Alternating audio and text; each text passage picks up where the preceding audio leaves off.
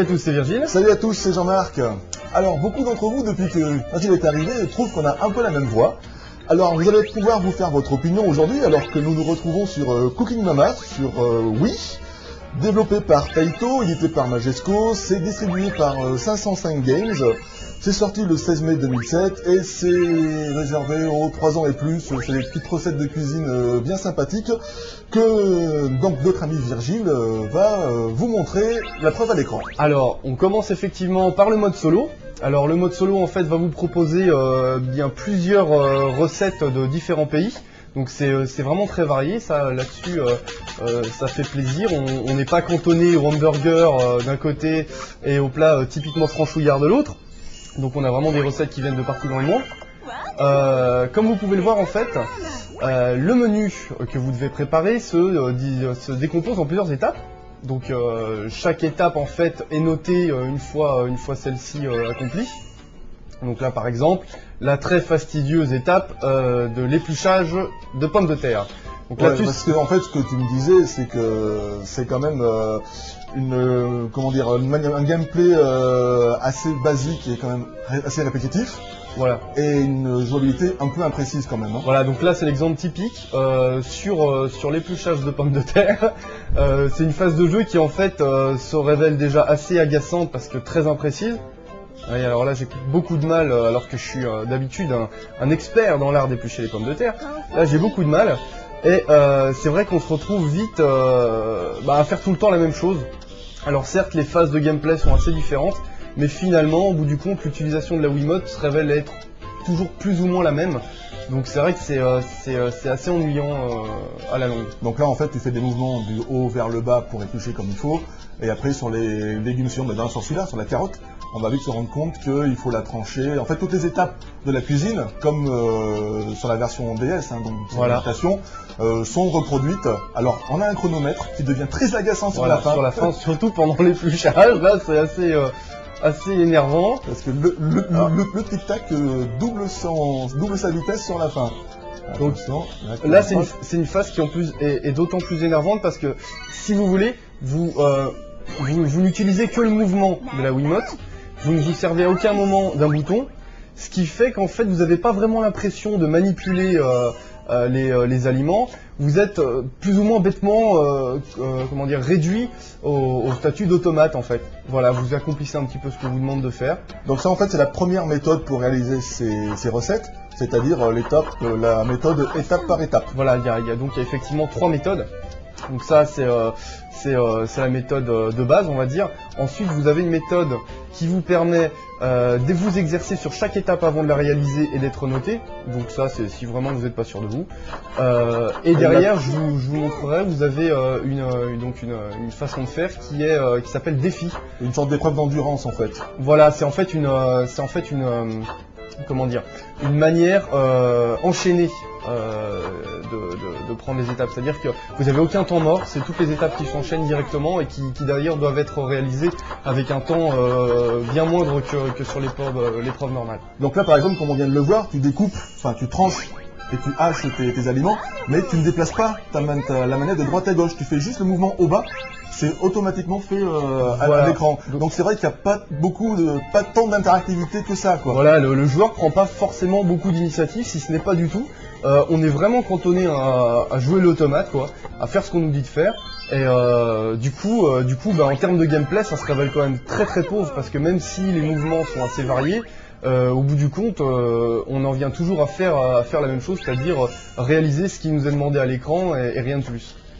Bon, sinon, effectivement, graphiquement, c'est mignon, c'est sympathique, mais bon, il n'y a pas non plus d'excentricité et c'est pas non plus exceptionnel à regarder.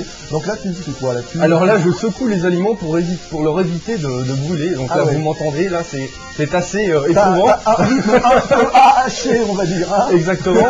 Donc là, hop, c'est bon, on termine. C'est pas si bon que ça. J'ai deux ingrédients qui viennent de brûler. D'ailleurs, à ce sujet, les étapes peuvent être, on peut échouer dans la réalisation des étapes de deux manières, soit effectivement en laissant le temps s'écouler et à ce compte-là, effectivement, ça abrège l'étape, soit comme je viens de le faire, en faisant brûler les aliments ou autres, en tout cas en échouant à faire ce qu'on nous demande. Alors sur cette épreuve là, moi il y a un truc qui me gêne un peu, c'est comment tu sais ce que tu dois faire?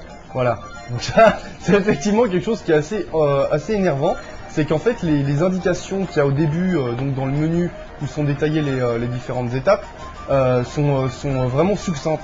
Tellement succinctes d'ailleurs que finalement on en vient toujours plus ou moins à deviner soi-même ce qu'il y a à faire.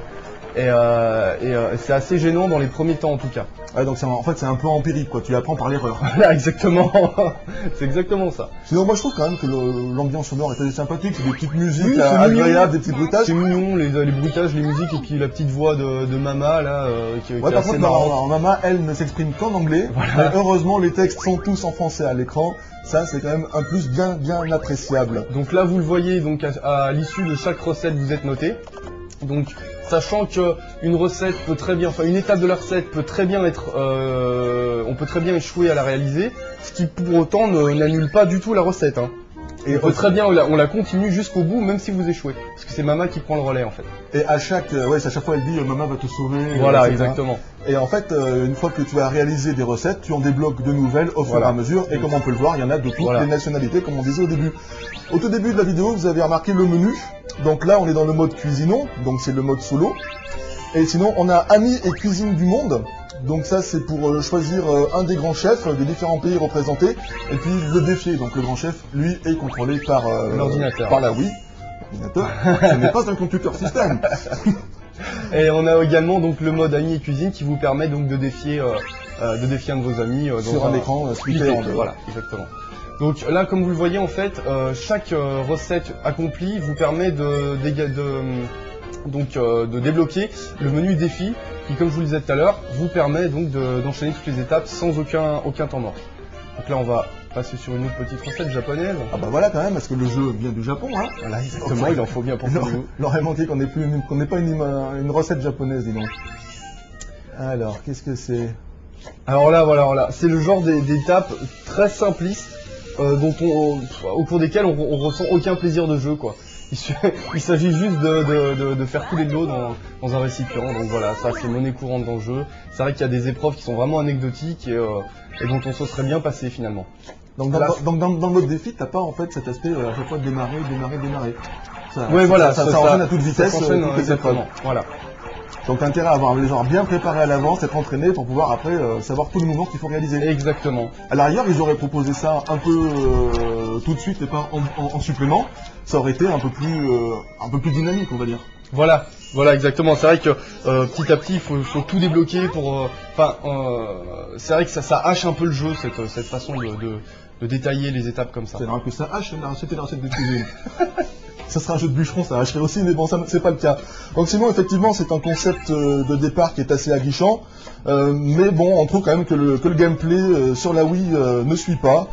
Ça reste du jeu occasionnel, ça manque vraiment de profondeur. Voilà. Et c'est tout de même proposé à 50 €. Donc alors ça, c'est vraiment quelque chose. Autant le principe du jeu occasionnel en soi, ça n'a rien de révoltant. Seulement quand on propose un jeu comme ça à 50 €, sachant que les gens ils joueront rarement plus de 10 minutes par jour. C'est un peu l'arête qui nous reste en travers de la gorge. Hein. Voilà, si on peut dire. Exactement. Alors, on va te laisser terminer ta recette et puis ben on se quittera là-dessus. Voilà, exactement. Hop, dégage. Je me suis tapé sur la main. Donc on vous remercie d'avoir suivi cette laborieuse émission préparation. Émission de cuisine.